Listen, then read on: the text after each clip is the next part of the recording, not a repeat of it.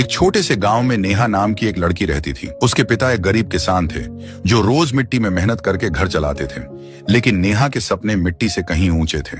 उसे पढ़ाई से बहुत लगाव था और बचपन से वह एक ही बात कहती थी, मैं एक दिन आईपीएस बनूंगी। गांव के लोगों को उसका सपना मजाक लगता था। वह रास्ते से गुजरती तो कोई कह देता, अरे किसान की बेटी आईपीएस बनेगी, ये भी कोई बात हुई। जब वह खेत में अपने पिता की मदद करती तो लोग हंसकर बोलते, पढ़ लिख कर क्या करेगी, भाग्य में तो यही काम लिखा है। लेकिन नेहा इन बातों से टूटती नहीं थी, बल्कि और मजबूत हो जाती थी।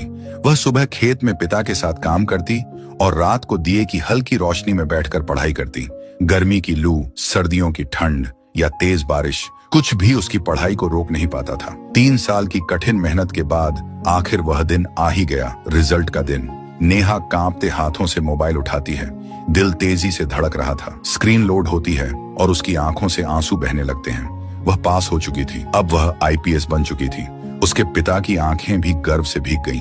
वही गांव के लोग जो कभी उसका मजाक उड़ाते थे, आज उसके दरवाजे पर खड़े थे। वे कह रहे थे, बधाई हो नेहा, तुमने तो कमाल कर दिया, हमें तुम पर गर्व है। नेहा ने सिर ऊंचा करके मुस्कुराया, क्योंकि आज उसने सिर्फ खुद को नहीं बल्कि पूरे गांव को साबित कर दिया था कि सपने गरीबी नहीं देखते, सपने सिर्फ हिम्मत और मेहनत देखते हैं। निष्कर्ष, सपनों की कोई जाति या हैसियत नहीं होती, उन्हें सिर्फ मेहनत और आत्मविश्वास चाहिए।